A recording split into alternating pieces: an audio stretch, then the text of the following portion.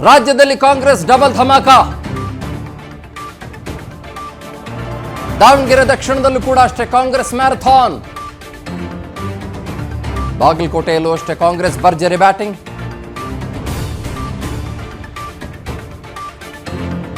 ಇದೆಲ್ಲ ನೋಡಿರುವ BJP blank ಆಗೋಗಿದೆ. ಇವಾಗ ಸ್ಕ್ರೀನ್ ಬ್ಲ್ಯಾಂಕ್ ಆದಂಗೆ. ಬಿಕಾಸ್ ಬಾಗಲಕೋಟೆ ವಿಷಯಕ್ಕೆ ಬರೋದಾದ್ರೆ, Bagalkot was against Veeranna Charantimath and Umesh Meti. Davanagere ದಕ್ಷಿಣದಲ್ಲಿ ಯಾವ ರೀತಿಯ ಹೋರಾಟ ಇತ್ತು ಅನ್ನೋದನ್ನು ನಾನು ನಿಮಗೆ ಬಿಡಿಸಿ ಹೇಳಬೇಕಾಗಿಲ್ಲ ಅಂತ ಭಾವಿಸ್ತೇನೆ. ದಾವಣಗೆರೆ ದಕ್ಷಿಣದಲ್ಲಿ ನಿಮಗೆ ಸಮರ್ಥ ವರ್ಸಸ್ ದಾಸ ಕರಿಯಪ್ಪ ನೇರ ಜಿದ್ದಿ ಇತ್ತು.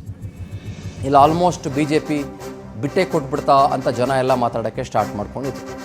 ಏಕೆಂತಂದರೆ ಪಂಚಮಸಾಲಿ ಅಥವಾ ವೀರಶೈವ ಅಥವಾ ಲಿಂಗಾಯತ ಕ್ಯಾಂಡಿಡೇಟ್ ಅಲ್ಲ ದಾಸ ಕರಿಯಪ್ಪ.